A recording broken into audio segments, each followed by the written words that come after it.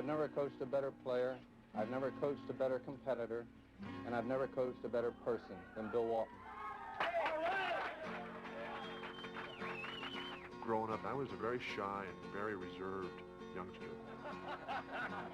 Bill. Basketball was a sanctuary for me. It became my religion, and the gym was my church. Bill Walton took his devotion to the game to UCLA, where he led the Bruins to 3 national titles. He became a college basketball legend and the prize pick of the NBA. On March 27, 1974, a fateful choice of the coin flip gave Portland the first draft choice. It's tails. Tails, Portland has... Walton instantly revitalized the struggling Portland Trail Blazers, and he showed the game's top centers that he was a force to be reckoned with.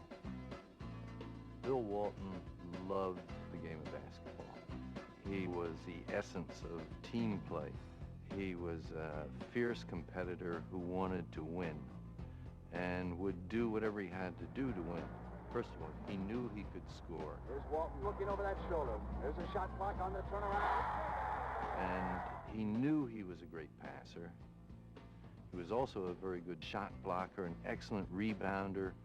I can still visualize in my mind him going up high to get a defensive rebound, turning while he was in the air, outletting the ball to a perimeter player to start the fast break. But for all his talent, Walton was also plagued by constant injuries. That, along with his unconventional lifestyle and political activism, made him a controversial figure during his early years in the NBA. I think he was carrying too much stuff early on in a way that he was going to be this liberal, radical, counterculture hero, and that was very genuine with him. I'm going to keep struggling for freedom and a more, I'm a more decent and humane life for everybody. I like Bill. He did his own thing, and he was all back to natural and all of that. He had all this hair on him, and I didn't want to rub up against him because he was going to be funky leaving that game. It was just his nature, it's like everyone has to have an outlet. And, he still listens to the Grateful Dead even when he got his hair cut. But come game time, he was a totally different person.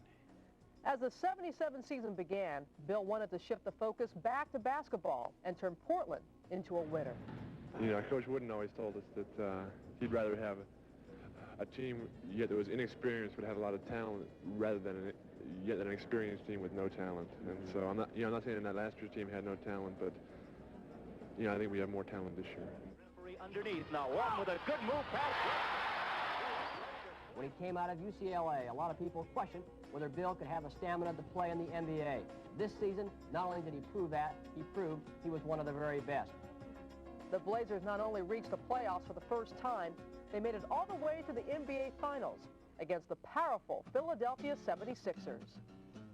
91-87, 9:30 to go. Walton on the lob. Oh, he's got it in!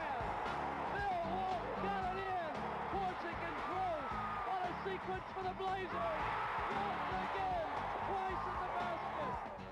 Portland fans were in a frenzy as the Blazers came from 2 games down to take the next 3, and they were poised to wrap up the title in Game 6. 5 seconds to go. Portland leading 109-107. 3 will inbound. Here we go. The inbound of McGinnis. Drive, stop, pump, shoot, short, no good, and the game is over! The Portland Trail Blazers have won the World Championship. They are number 1. What made it so extra special was the fans who would come out in such numbers and support us and drive us and push us. Rip City, we got Rip City. They call us Rip City, USA. I just want to make sure that the guy that took my bike, I started on my bike today sometime. I want to make sure that guy brings it back to me. I mean, it's like it's the only bike I have. Walton followed up the '77 triumph by winning the next season's MVP award despite playing only 58 games due to a foot injury. This marked the start of an 8-year odyssey in which he was constantly in and out of the game. My pro basketball career was one of frustration and disappointment. No one missed more basketball in the history of the NBA than I did. I missed more than 9.5 full seasons, but the times I was able to play, I was able to be part of some very special teams. In 1986, Walton had one last moment of glory as the league's Sixth Man of the Year on the Boston Celtics championship team. Coming to Boston was something that brought joy back into basketball for me. They swing it around to Walton on the right side, off the glass, and Bill Walton makes it a 28-point lead. The only thing I ever wanted to do was be a basketball player in the NBA. Growing up in a non-athletic family where my parents were interested in music and literature and education and art, I can remember when I was in 7th grade and my parents would give up their weekends to drive me to these stupid little basketball games that I was so interested in playing in. And I was sitting there and I looked over at my dad and he's driving along and I said, Dad, one day I'm gonna win the MVP in the NBA. And for winning that, you get a brand new car. And I'm going to give you that car, Dad. And my dad looked back at me and said, what's the NBA? And my dad still has that car. I'm very proud of that. Bill also